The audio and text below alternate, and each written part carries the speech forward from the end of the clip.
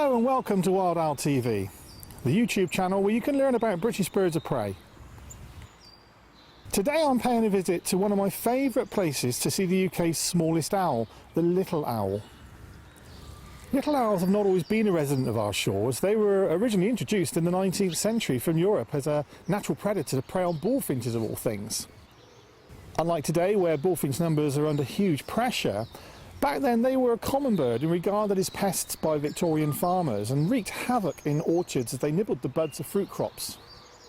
Little owls were known for taking small birds as part of their diet, and they were very much at home in orchards in farmland, so they were the ideal natural predator. From those original introductions, little owls established themselves and have now become a part of our countryside. They can be found all over England and Wales, but their population peters out as you approach the Scottish border.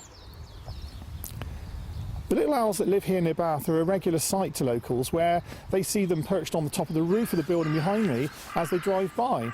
But as you'll see in the following video I filmed last autumn, when people walk by or pass on horseback in this case, the owls quickly dive into the cover of the building, re-emerging once the disturbance passed. These little characters lack the round facial hearing disc of owls like barn owls and tawny owls. Instead they appear to have more of a frowning, serious expression. Their diet consists of a lot of smaller prey like worms, moths, beetles, grasshoppers and a range of other invertebrates, so they've evolved to use their keen eyesight to spot a meal.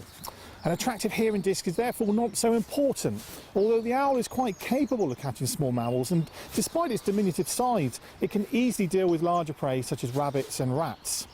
In fact, in the winter, when insect prey is scarce, small mammals and birds account for much of the little owl's diet. The eye colour of the little owl gives you a clue that they are a diurnal species and are often active during the day, keeping an eye out for any danger on their favourite perch and making sure they can keep a watch on their territory. Little owls are very noisy.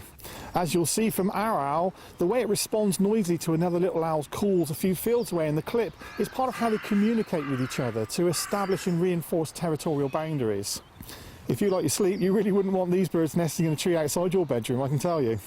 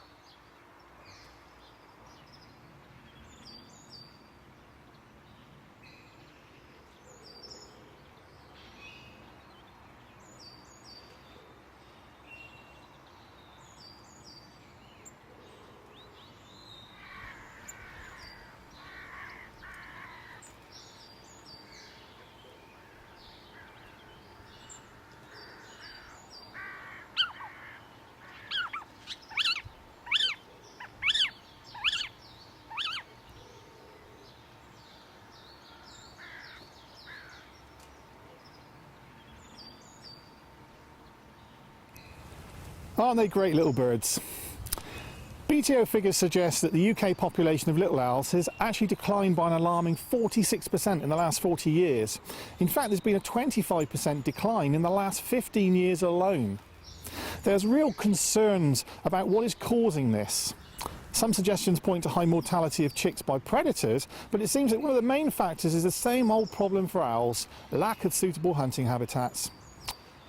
The common practice of intensive and wide-scale farming of crops like wheat and barley results in less prey availability during the summer, when hungry chicks in particular need food. These monocultures have much lower value to wildlife than the rich biodiversity of meadows, hedgerows and woodland, which support a much wider variety of invertebrates, small mammals and bird species.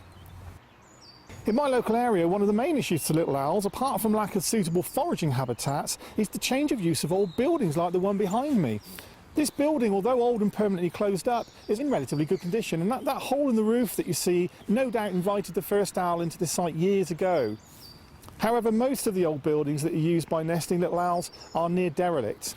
To the owners, they don't appear to have much value and are often demolished. Yet to the owls, they're a haven that offer lots of nooks and crannies. They'll make themselves at home in these refuges for year after year, breeding every spring. That's why I always encourage the public to make sure that owners of buildings like this one know the little owls are living in them, so that if there is any threat to the building, the owners can plan a contingency for the owls, like installing a suitable nest box in a nearby tree or hedgerow as an alternative nesting place. If you own land and want to encourage little owls, then create messy natural areas in field corners. Compost heaps and piles of rotting timber will provide a great source of worms and invertebrates for little owls. And of course, leaving strips of uncut grass on field margins will create habitats where they can hunt for grasshoppers, moths and small mammals. That'll help barn owls as well. Little owls are in trouble in the UK, and it would be a great shame to lose this very special little bird.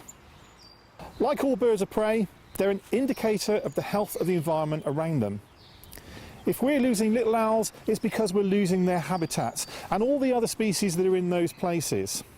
So we need to do more to help keep these environments preserved, so we can enjoy these cheeky little birds for generations to come. So thanks again for watching Wild Owl TV, and see you again soon. Bye bye.